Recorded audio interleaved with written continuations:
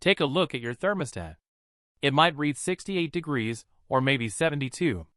You set it once and never thought about it again. But for more than 300,000 years, every single person in your family faced that same challenge every winter without any of that. No heating system. No insulated walls. No shelter beyond what they could build with their own hands using animal bones and raw determination against a cold so deadly it would end a modern person's life within hours. So how did they not only survive, but actually thrive? The answer is nothing like what you imagine, and once you understand it, you will never see your own home the same way again. To understand what they were up against, you have to feel what that cold actually meant. Temperatures on the Eurasian steppe dropped to -40 degrees Fahrenheit. This was not the chill you feel walking from a parking lot to a building. This was the kind of cold where bare skin begins to die in minutes. Where every breath causes pain. Where the wind does not simply reduce your body temperature, but actively works against your survival. A person from today placed in an Ice Age winter without any preparation would almost certainly not survive to see the next morning.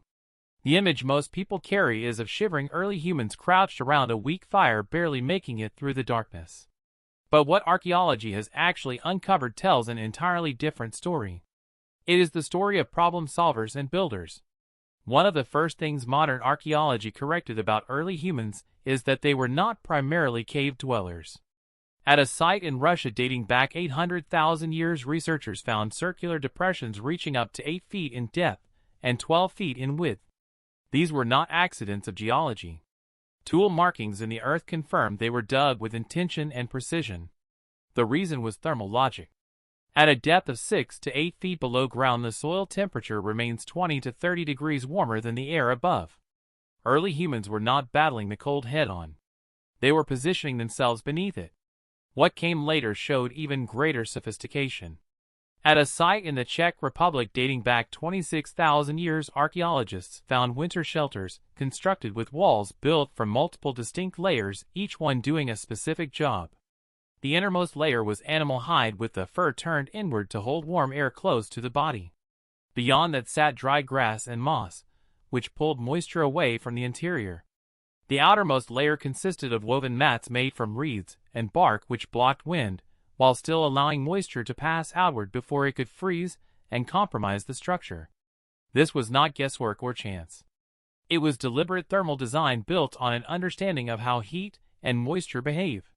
The same fundamental principle is at work in the insulation inside your walls right now. Modern construction relies on vapor barriers and weatherproofing materials, while Ice Age builders used moss and bark. The substances were different, but the underlying physics were exactly the same. The most striking discovery, however, came from sites in Ukraine and Russia where researchers uncovered something that genuinely surprised the scientific community. Not caves. Not basic windbreaks. Actual engineered structures built entirely from the bones of woolly mammoths. Mammoth skulls, each weighing more than 200 pounds, were used as foundation blocks. Curved tusks were arranged into dome-shaped frameworks. Hundreds of smaller bones filled the gaps to create structural support throughout. The entire frame was then covered in layers of stitched mammoth hide thick enough to stop wind, and shaped carefully enough to allow snow to slide off rather than accumulate. Experimental reconstructions of these buildings confirmed what the physical evidence suggested. A properly assembled mammoth bone structure could hold interior temperatures 40 to 50 degrees warmer than the outside air, using only modest fires for heat. Modern Arctic shelters built with industrial insulation and powered heating systems often achieved no better result.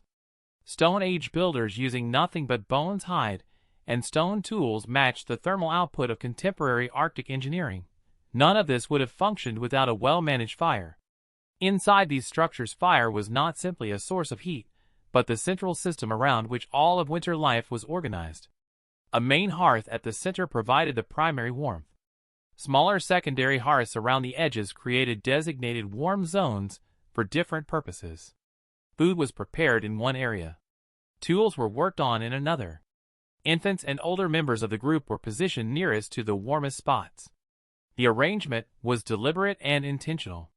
On the treeless steppe where wood was not always easy to find, alternative fuel sources were developed and managed. dried mammoth dung and processed bone were prepared specifically to maximize heat output.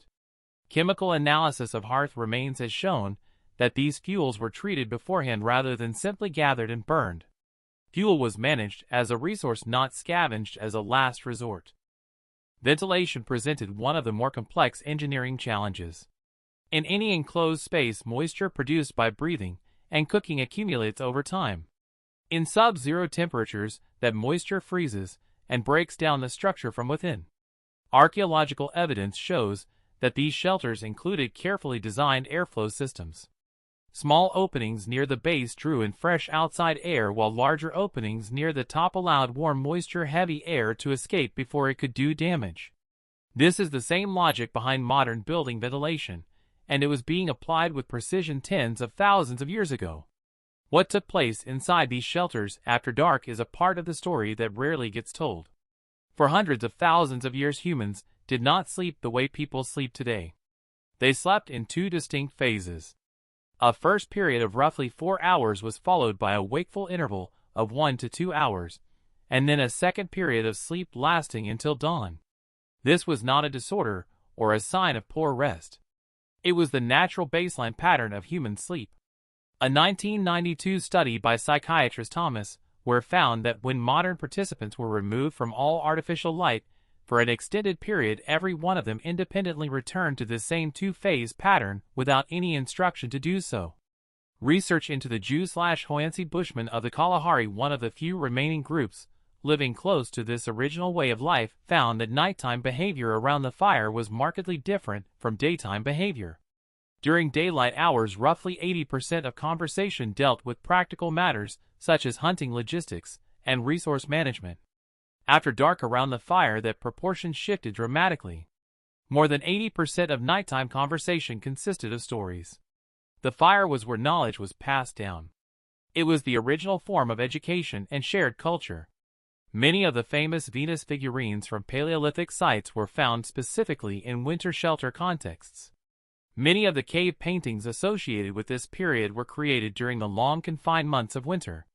The creative and cultural work that defined early humanity was not produced in the comfort of summer. It was made by firelight inside bone houses, while the frozen landscape outside sat locked in ice. Planning and preparation were just as critical as the shelters themselves.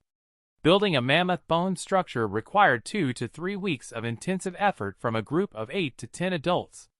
That meant construction had to begin in late summer or early autumn, well before winter made outdoor labor impossible. Where patterns on tools and seasonal indicators in the archaeological record confirm this. These were not people who reacted to circumstances as they arrived. They operated on seasonal calendars and prepared well in advance. Food storage was handled with equal care. In permafrost regions, underground chambers connected to winter shelters through short tunnels functioned as natural cold storage, keeping meat frozen and within reach through even the worst winter storms. Clothing followed the same layered logic as the shelters. Multiple hides from different animals were selected for their specific thermal qualities. Wolf and fox fur and Arctic hare were layered so that the innermost material trapped warm air while the outer material blocked wind and shed moisture. This is the same principle behind a modern winter jacket developed from necessity 25,000 years before synthetic, weatherproof fabrics existed. When shelters were damaged, which happened regularly, they were repaired without delay. Broken bones were replaced. Hide coverings were patched. Insulation was refreshed. These were not static structures that people built and then hoped would hold. They were active systems that required continuous management throughout the winter season.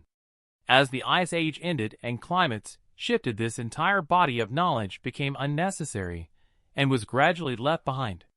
It was not erased by disaster. It was simply no longer needed. Modern Arctic engineers, who have studied Paleolithic shelter designs, have expressed genuine admiration for what they found. Military Arctic training programs now include shelter building methods drawn from archaeological reconstructions of designs that are 20,000 years old. Emergency relief organizations have adapted these same approaches for use in extreme environment situations today. The knowledge was abandoned.